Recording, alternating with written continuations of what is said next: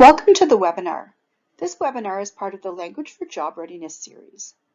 My name is Amanda Marshall and I am the Learning Commons Coordinator for NSCC. With me is Alejandra Sanchez, Employment Navigation Specialist at NSCC. Together, we're going to cover tips for resume writing. Thank you, Amanda. Hello, everyone. My name is Alejandra Sanchez, and I am the Employment Navigation Specialist at NSCC. And what that means is I get to work with employers and community partners that are looking to hire our current students, as well as NSCC recent graduates.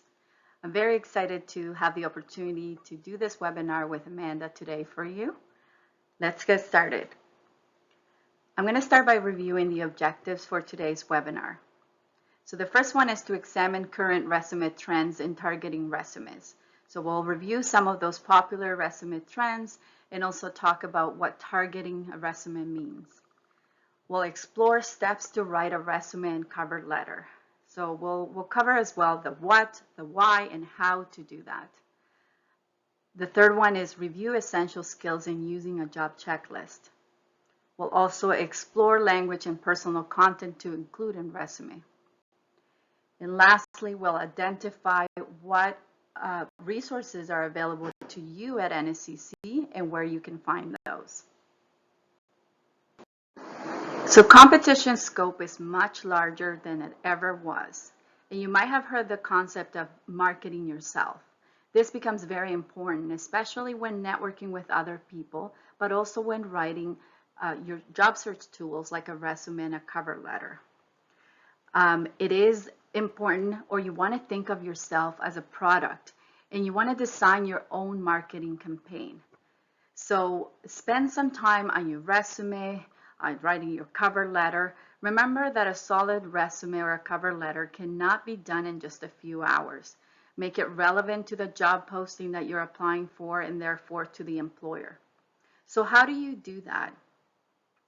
First of all, you want to define your product. So you want to identify your own skills, what strengths you bring to the table, what your interests are, what kind of jobs you want to apply for, what companies you are considering, all of that. Start writing that down and really understanding that for yourself so that you will feel more comfortable to speak about it with others. You also want to analyze your market, and that is understanding your target industry, again, what companies you might be interested in working for, and tailor your approach based on that, what kind of job titles there are. Do some research in terms of labor market information to understand, where are the jobs, what regions they're hiring for, and all of that. You want to advertise your product, and of course this is where networking is important, right? Connecting with other people, especially in a professional environment. You want to create a resume and a cover letter. Now state the benefits and features. That's where you get to highlight your strengths, your skills, your interests, and your accomplishments, of course. Now finally, sales approach. Now, if you've ever been in sales, or even if you've gone to buy something, whether it's online or in person, isn't it great when the person shows a lot of enthusiasm? They really do generate interest, right? So keep that in mind when you're approaching this or thinking of yourself as a product and designing your own marketing and campaign.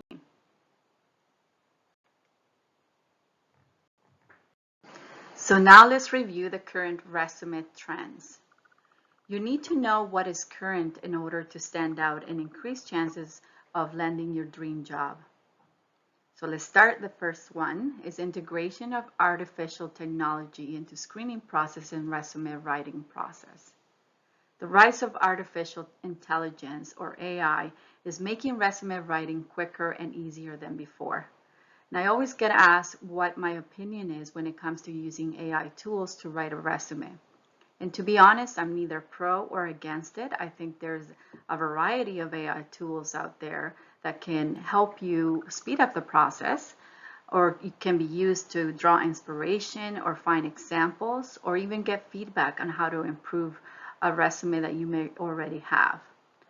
But I think it's important to remember that some of the best practices is that you can use it to help you get started, but don't fully rely on it.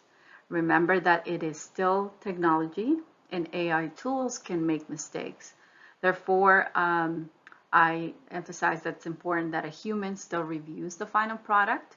And most of all, it still needs to be your own voice. Employers want to see your authentic self and work, what you've done, and what you have to offer in relation to the job. So help it to get you started, but don't fully rely on it. Use it as a place to start or to build on something that you already have, but never make it your final copy. Applicant tracking systems continue to be used, and this is very true. So let's define what an applicant tracking system is. So ATS is a software for recruiters and employers to track candidates throughout the recruiting and hiring process. An ATS system is used to collect, sort, and rank application materials like resumes and cover letters based on preferred or predefined criteria. Now, this is important because that also emphasizes why you should really spend the time to tailor your resume to a specific job or industry that you're applying for, but also one that matches the skills that you have, right? Or something that you are passionate about. Now, social media sites are still in. LinkedIn, for example, is the top platform most often used by recruiters. So the tip here is keep it updated, keep all social media professional, especially LinkedIn.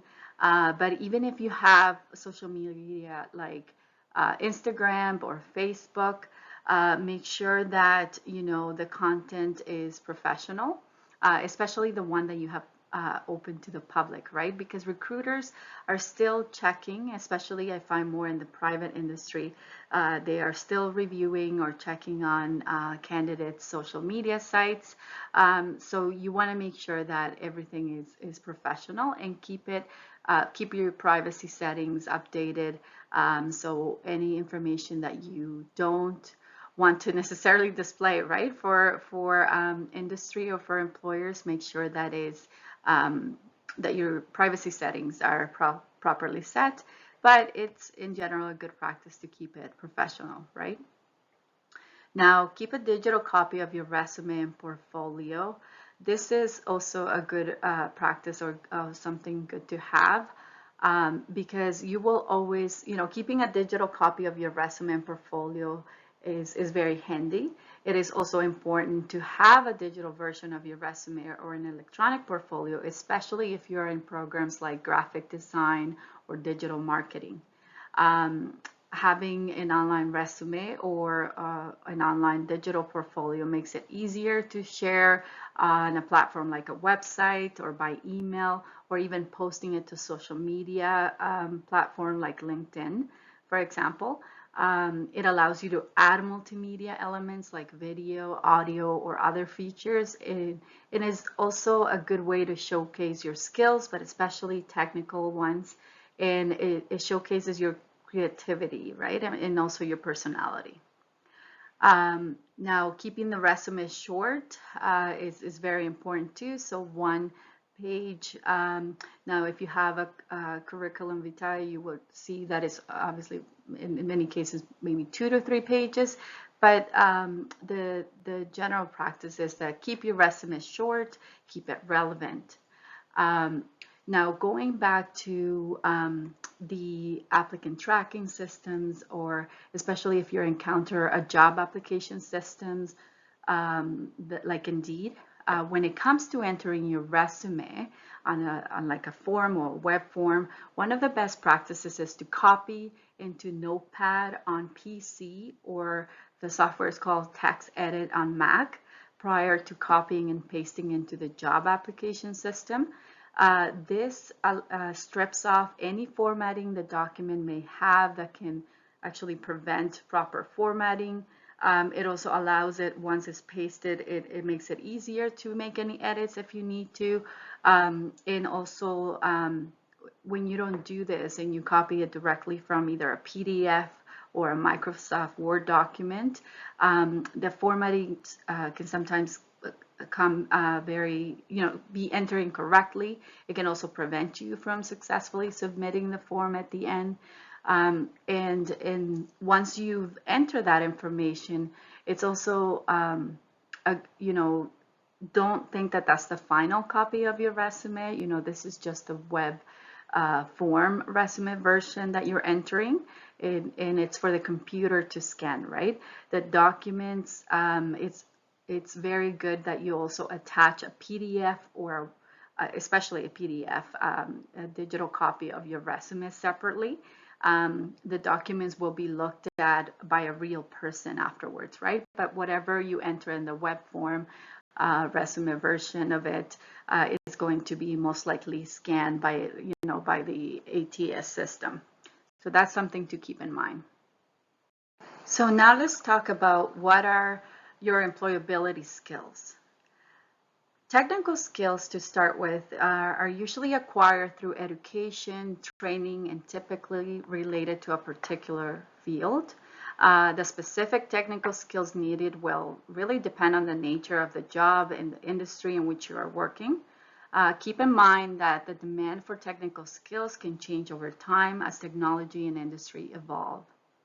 Now, technical skills could be things, or you require technical skills in industry like engineering, in finance, construction, or graphic design. Non-technical skills or transferable skills are what you've developed through different experiences and are particularly valuable because they contribute to an individual's overall effectiveness, regardless of the specific job or industry. And this is skills that you would have, gained through work or even volunteer experiences, life experiences that you've had, any projects that you may have worked on at school, or even through hobbies. Some of you may play sports and maybe you were a captain of your team, and there's certainly a lot of great skills that you would have developed through that activity, right? Or developing that role.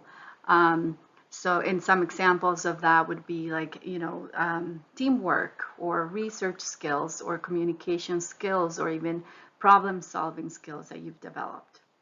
Self-management skills refer to a set of personal attributes and abilities that contribute to an individual's effectiveness in managing themselves and their work. So for example, again, these are more like personal attributes and abilities, right? Or may also be known as soft skills. And they're considered complementary to technical or hard skills and play a significant role in career development and interpersonal effectiveness.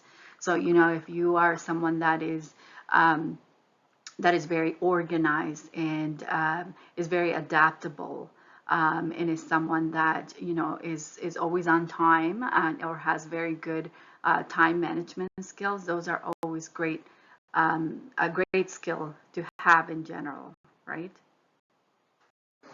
So now we talked about why it's important to create a resume or a cover letter, right? But now let's discuss how to do it. How do you write a resume, and how do you write a cover letter for the job or jobs that you are applying for? At Career Employment Services at NSCC, we have 7 different steps that we recommend, and we're going to explore each one of them in more detail in the next slides.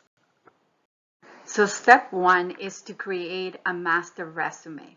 And this is going to be the document, on Microsoft Word that you would have that will include everything that you have done in your, whether it's current or past, previous experiences. So that will be work experiences, so paid or unpaid, any volunteer work that you've done as well. You want to include everything, from the first job that you had until now. As well, volunteering experiences are very, very valuable in Canada. So make sure you list those as well. Any recognitions, that you've had as well, like scholarships and awards, whether it was, maybe in high school or post-secondary, whether it was university or college, any medals that you have, that if you play any sports or maybe you have a hobby and you've won a medal, any certificates as well. So diplomas or certificates can be included. Professional development, formal and informal, any maybe training that you've taken online or in person, conferences that you've attended. If you use LinkedIn Learning, which I really hope you do, you can list any training that you took through that, any sessions or webinars that you've attended. Make sure you list absolutely everything. Any groups that you are part of, societies, whether they are professional associations, especially that, it's really great to have listed. Any teams that you were part of, any special projects, again, that maybe you were part of with school. Some of you may have even published a book or publications, right? Make sure you include those in any presentations that you either developed or that you were a part of or co-presented with. So this is very, all of really great things to have. And, sometimes students don't take into account that even projects, right, that you have been part of are, you gain a lot of transferable skills from that. And especially if they're relevant projects related to the industry where you plan to work on, right? Now, you don't not need to go past high school, or previous to high school, sorry, if you don't want to, but this is really a good exercise to have. It's a really neat exercise as well, because you can see everything for yourself, right, that you've done from in terms of work experiences, but also any recognitions you had or professional development that you've taken through the years.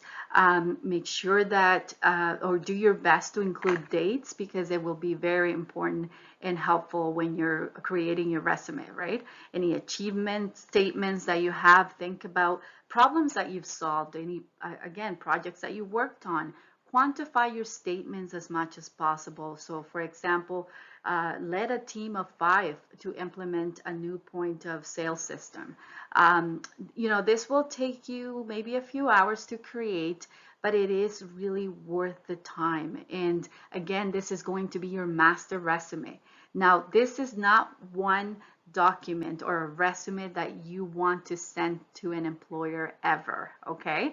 This is for your reference. This is your initial copy, or where you're going to start working from, or especially where you're going to copy and paste into a new document, a new Word document, when you start tailoring your resumes for positions that you apply. So just keep that in mind. It's not something that you send to an employer. It's something that you keep, but it will be your master resume. Now, step 2, create your templates. Let's explore together what are the most common resume format styles. Now, with this, you have chronological, functional, and combination. And you want to choose a resume format style that you prefer. There are many on the internet that you can choose from. You can use some of the templates that maybe Microsoft Word, has available. Just keep it simple and straightforward is often best. Consider, very importantly, that you consider your reader. So use a format that's easy to scan with the eyes. So follow that Z pattern from right to left. Format consistently so information is easy to find. Emphasize the relevant items. So for example, your education, your major relevant skills that you have, related professional work experience you have, any work integrated learning or co-op placements that you completed, accomplishments that you want to highlight or list. Put the items that will always be part of your resume. So for example, the headings, right? Like making sure that you have your education, your professional experience there, and save your template. So it will be easy to, again, cut and paste, right? Or copy and paste from and customize as needed. So here you will see what structures each of those resume format styles follows. We're going to start with the chronological one. That is usually the most common one. It follows the structure of, your name, your contact information like email, email address, phone number, your address, which is okay to put even just your city, your province, and postal code, LinkedIn, the LinkedIn profile link, which you could also shorten it, especially if it's a digital version. It's always need to include that. Just make sure that, again, your LinkedIn account is up to date and professional and lists all of the relevant information. It also provides a professional summary in a chronological resume. You can do that. You can have a strong objective. Now, if you are going to be using objective, which is not commonly used anymore, but if you are using one, make sure that it's specific and use keywords. Now, you can also, in this type of resume format style, you list work or volunteer experience, as well as education and certificates or training, professional development training that you've had. Now, it is very, I find with this one, employers tend to like this format as it shows a track of relevant and growth in a career. But just keep in mind that the disadvantage could be that dates are required, so it can highlight gaps in your work history if there is any. Now, for functional, it basically highlights skills over your work history and is used by early professionals with less than 3 years experience, or when you're switching careers. It's another way that, or where it is most commonly used. I find that functional is also very good for students because, again, where the focus is on the skills that you have over the work history. It's also a good way to do that or to use it, right? Now with functional, some of the advantages, again, is that the skills are not limited to paid employment. It does not emphasize employment gaps. And it's also great for highlighting the skill areas that I was mentioning if you have many years, especially in similar positions. Now, the disadvantage is that employers may have a preconception that this format may hide important background information. So maybe if you had some gaps, or maybe if it's been a long time since you've been in working, right, or in a specific industry. So keep that in mind. You also have combination. And this is really good for early professionals that maybe don't have an extensive work experience in that field or job. It's also good for recent graduates that are still growing with professional experience. It's also best used when there's no gaps in professional history and there's like consistent work experience. So it's also known as a hybrid format, and many employers consider it to be a more comprehensive resume format as it highlights job seekers' skills and accomplishments. The disadvantage is that dates are still important, which may make it less appropriate for candidates, with gaps in their work history.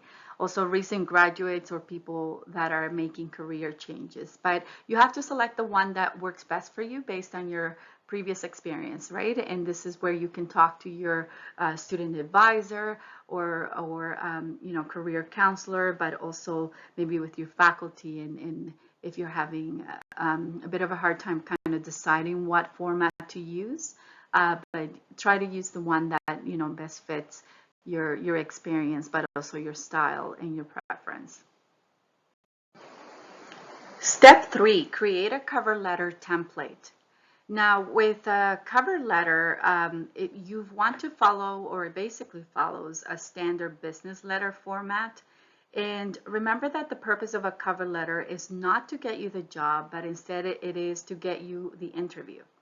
It's really your first opportunity to show some of the skills that you likely talked about in your resume.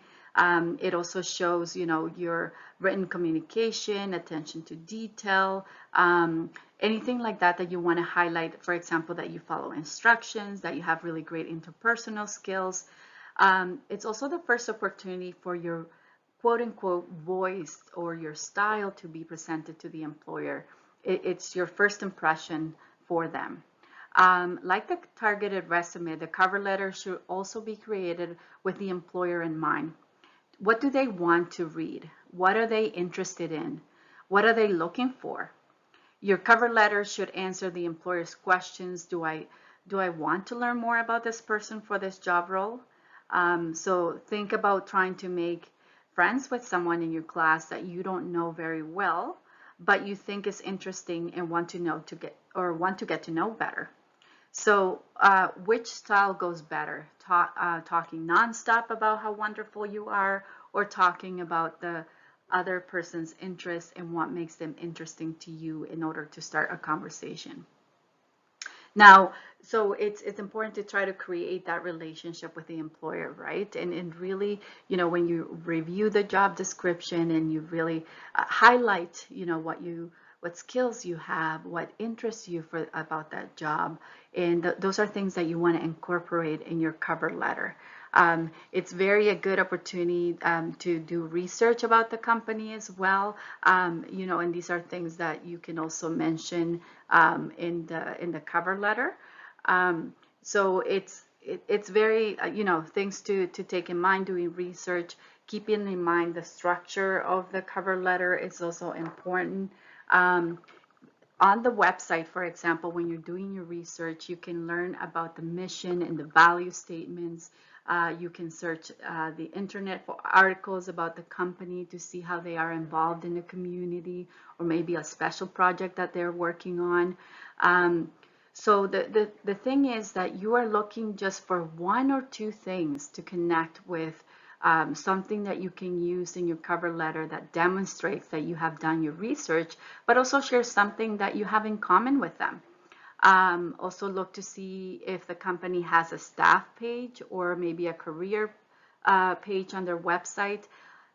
Because when you're doing the cover letter, and especially addressing it, ideally you want to address it to the person that's going to be reviewing or selecting the candidates, right? So it could be, if it's a private company, it could be the owner, or maybe the human resource manager, or the recruiter itself, or the person that the role really reports to. So some of the ways to find that out is, unless it's on the job description itself, or sorry, not the job description, the job ad itself, you could find it out on the website. But if you don't have that, just make sure you don't use things like dear sir or madam. You can use things like dear hiring manager, or dear human resource manager, or dear recruiter. Now make sure that you save your template, so it will be, again, easy to cut and paste and customize as needed. Now, step 4, review job descriptions. Now, this is, it's very important to print out the job description if you're seeing this on a website, or if you saw that on an actual or physical job board, ask for a copy of it. You want to highlight or note the skills, the requirements, any specific attributes that they're looking for. All of these things are going to help you with identifying keywords. You will use those in your cover letter, but as well on your resume, right? Reviewing the job ad or job description also is a very good exercise, because it would allow you to have a better understanding of what the job is, what the employer is looking for. And again, when you're doing research and finding out more about the employer, whether it's through a website, a brochure, or talking to someone, you can really learn more. Is this a place where you want to work at? Is this a job that you would like to do, or that you envision yourself doing? So it's a really good exercise. But most of all, besides helping you prepare really strong tools when you apply like a resume and cover letter, it allows you to feel more prepared and confident for when you get an invitation to an interview. Now, do not worry if you don't have everything that the description lists. but you should have most items. And something I always tell students is that on a job posting, employers are really listing, of course, the qualifications or what they're looking for in an ideal candidate, but it's really like a wish list. These are all the things, they list all the things that they would like to find or have in a ideal candidate, right? So, and something to really keep in mind is that you're not starting at 0 years of experience.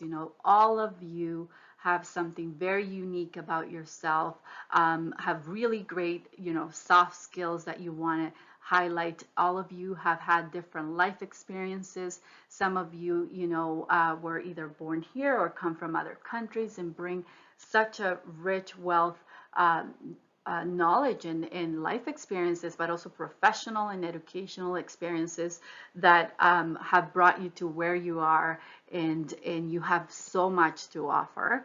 So whether it doesn't matter what background you come from, or whether you are from Canada or not, just please remember that you're not starting at 0 years of experience. All of you have so much to offer, and it's really great to review these job descriptions and really start connecting that to what you have to offer to the role. Now, step 5, do your research. And I talked about this earlier in a couple of slides, but again, it's the emphasis on taking the time to do your research about the role itself, about the company or the organization that you are going to be working for or applying for.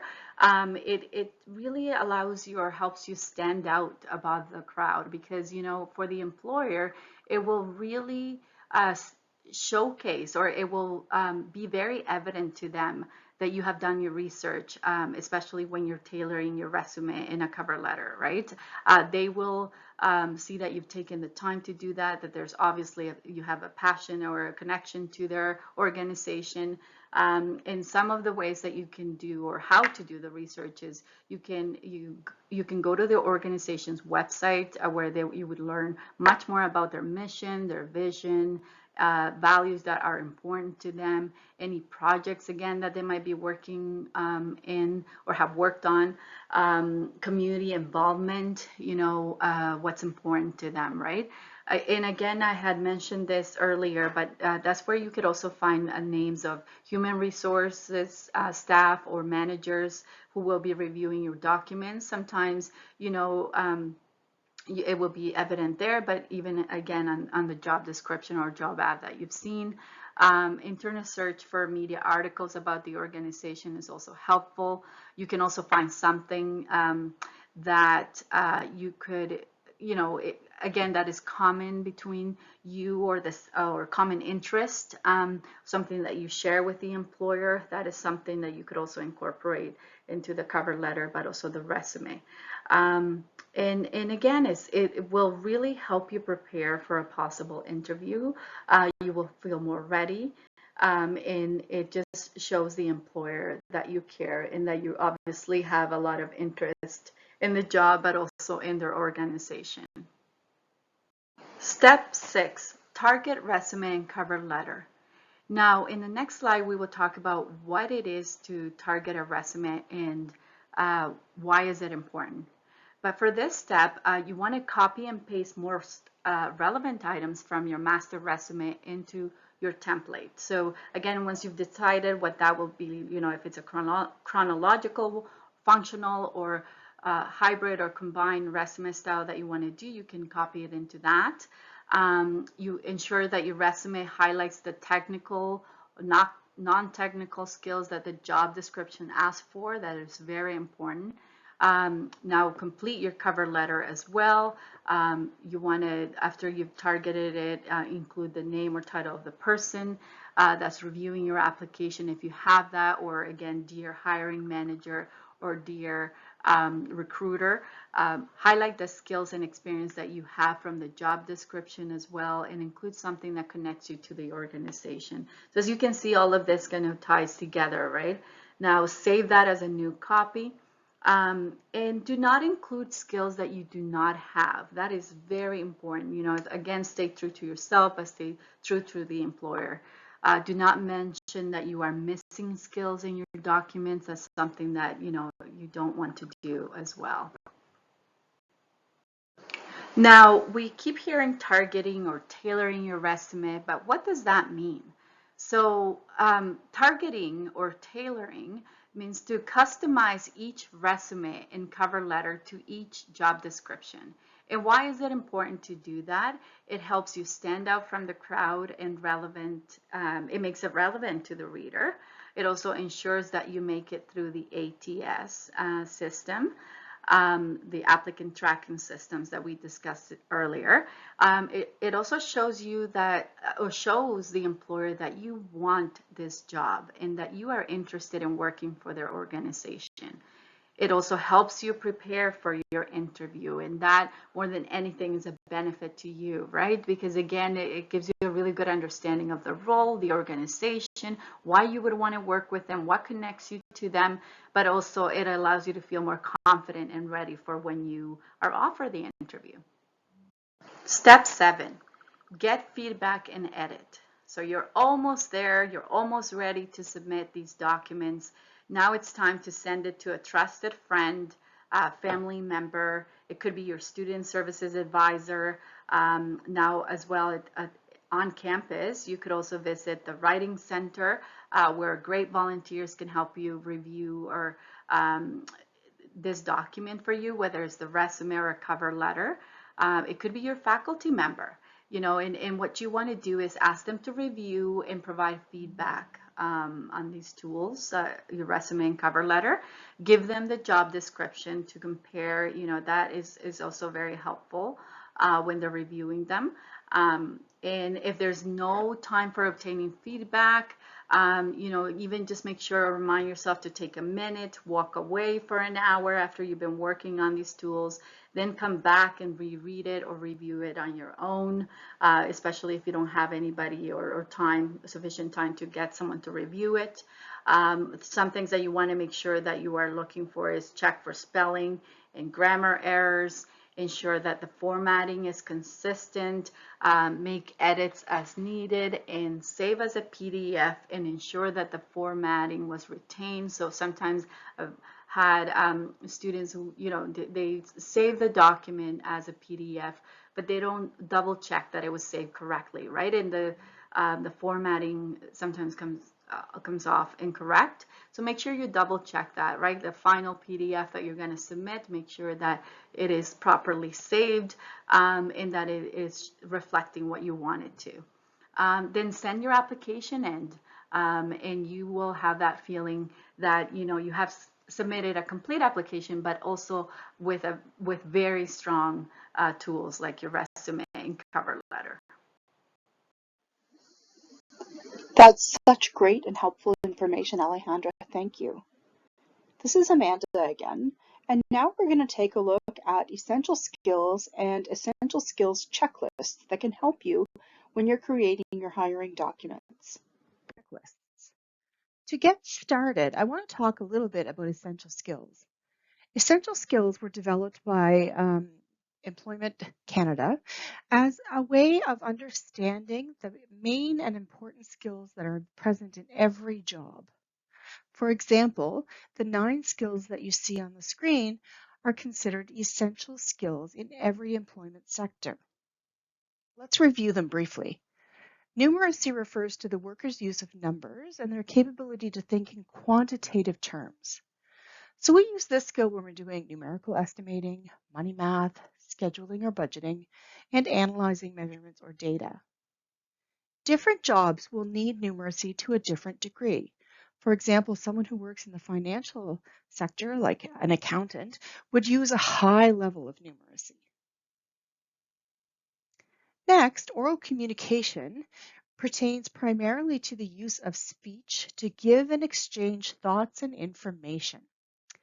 So we use this skill to greet people, take messages, reassure or persuade someone, seek information, and to resolve conflicts.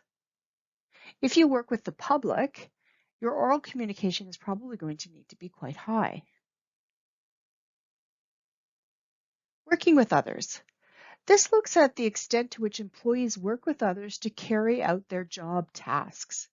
We use this skill when we work as a member of a team or with a partner, when we engage in supervisory or leadership activities, and in meetings. Continuous learning. This is another important essential skill for all professions, and it is something that more and more jobs require. Continuous upgrading and all of that we need to do to continue our learning and keep ourselves sharp in our fields and to grow within our jobs is very important. Reading refers to the ability to understand reading material in the form of sentences or paragraphs.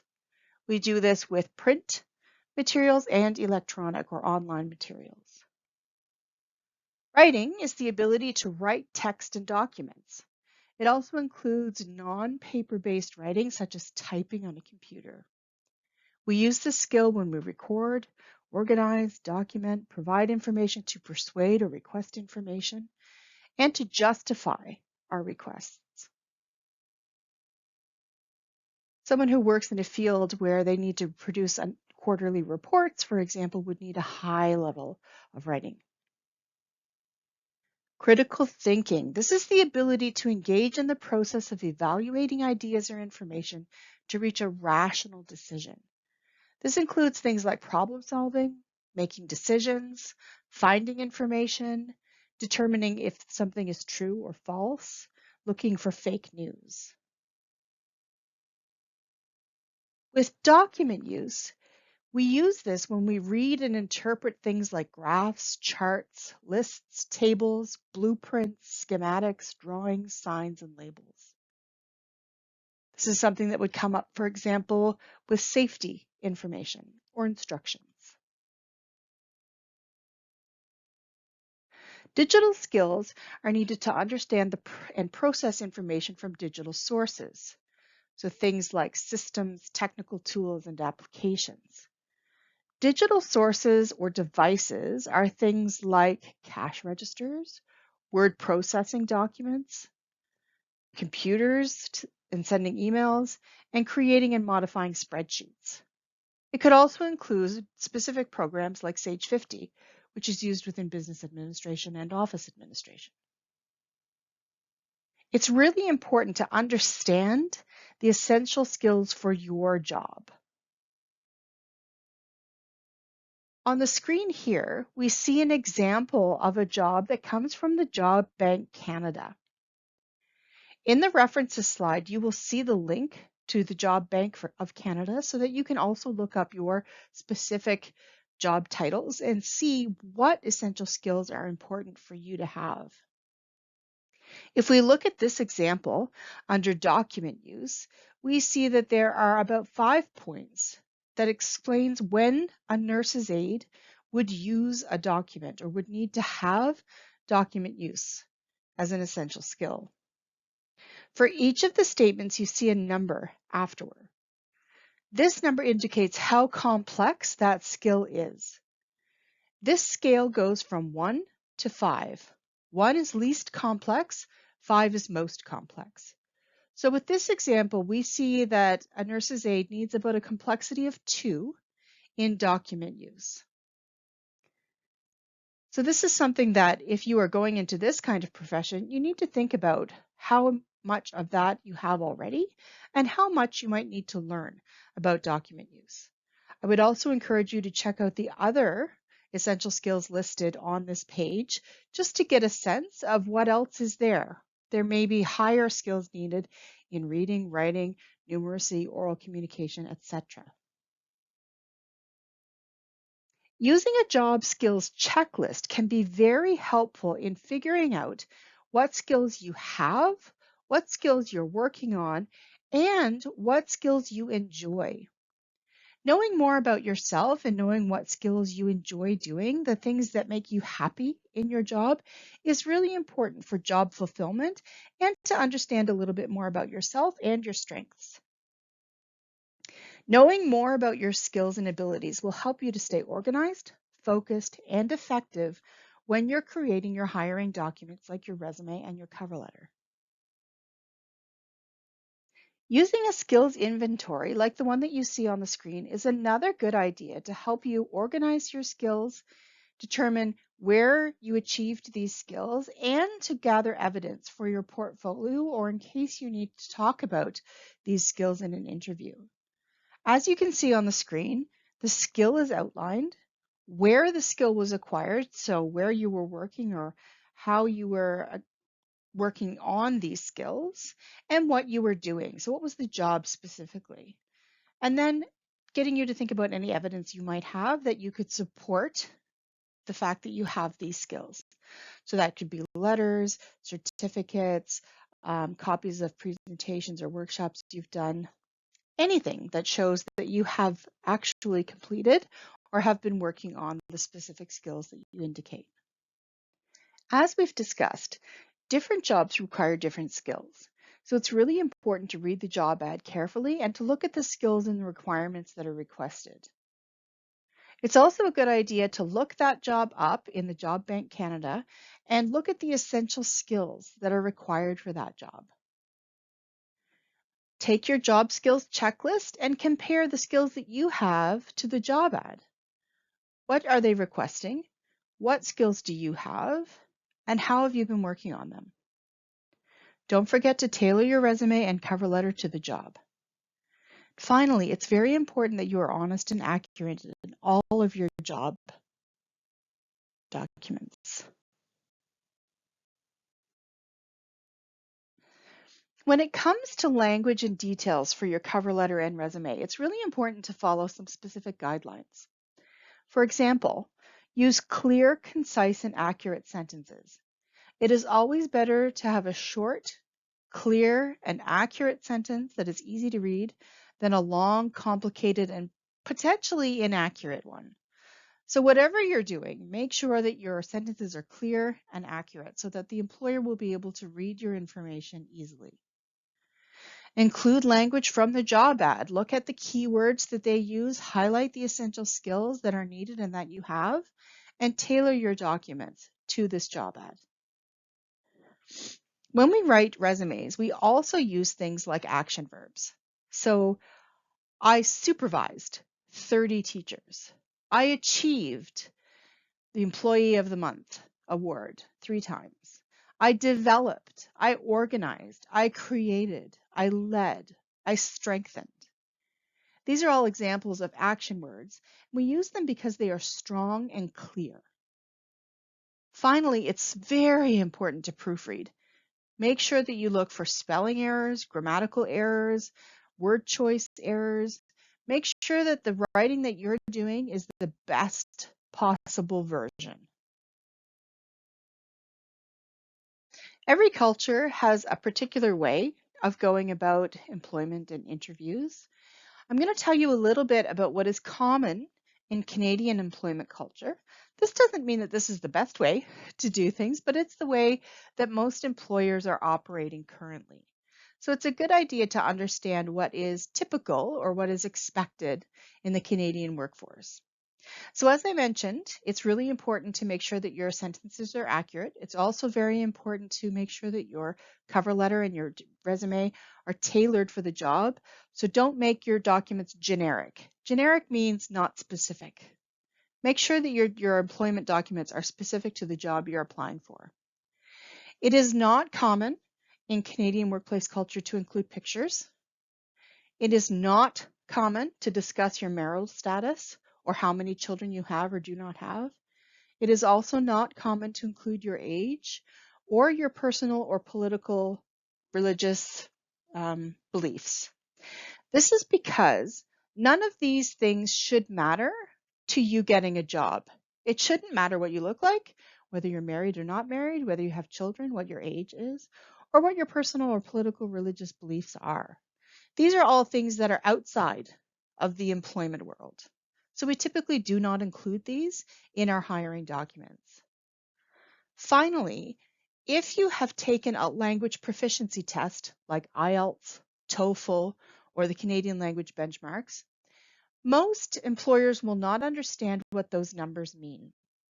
So instead of saying, for example, I have an IELTS 7, It would be better to say, I have an advanced proficiency in English. Those are words that your employer will understand more easily than a number on a language test. Now, on this slide, you will find different NSCC career employment supports that you have available to you. So, for example, where to find us and connect. There's a lot of great information on these sites, but also really great resources that I highly encourage you to use. You will see here as well our NSCC Student and Graduate Job Board. That's where we encourage employers and community partners to post any type of opportunity, whether it's a volunteer opportunity, a job, full-time, part-time, summer jobs, any work integrated learning or co-op opportunities they have available. They're encouraged to post it on our NSCC Student and Graduate Job Board, so make sure you check it out. You also want to look at our events and workshops page. That is where we have listed any virtual employer information sessions that we have coming up. You can find the links to the Teams meeting for that there, the dates and times when it's happening, but also they are recorded sessions, so you are also able to watch any previous ones that we have offered, whether it's information sessions or workshops. Now we have a great tool that's called, or platform that's called Interview Prep. It's a mock interview platform that you can use to practice your interview skills. I hope all of you know about it, but if you haven't seen it or known about it, please check it out. It's a very great tool, especially as you get prepared for interviews. We also have a self-paced course on career development and employment supports that is called Career Jumpstart. It's really complete course that you can find on Brightspace, and it can really help you in this job search, you know, with the job search strategies, but also it covers topics of resume writing, cover letter, networking, and all of that. There are some really great library subject guides available to you as well. And Career Link is a really great platform too if you're looking, especially for recent graduates or alumni that are looking to get connected with mentors. Again, you are able to access one-on-one support with your job search tools at the Writing Center at NSCC with some really great volunteers that in a lot of cases are, you know, staff, faculty as well at NSCC. And don't forget, if you're thinking about starting your own business, NSCC has a really great entrepreneurship services as well that you can access. Now, if you have any questions, feel free to email us at workexperience@nscc.ca. There's a great team of us that are really excited and ready to support you and answer any questions you may have. And it's been really great to do this webinar for you. And don't hesitate to reach out if you have any questions. Thank you. In addition to the resources and supports that Ali just mentioned, on the screen here, you will also see some learning supports that are available through NSCC. If you visit the Learning Supports Connect page, you will find a list of these services and hyperlinks on how to access them. Things like accessibility services, English as an additional language supports, resource guides, peer-assisted learning, etc. Make sure you check them out. Thank you for joining the webinar. We hope you find this helpful. Definitely take a look at the resources that we provided for additional information.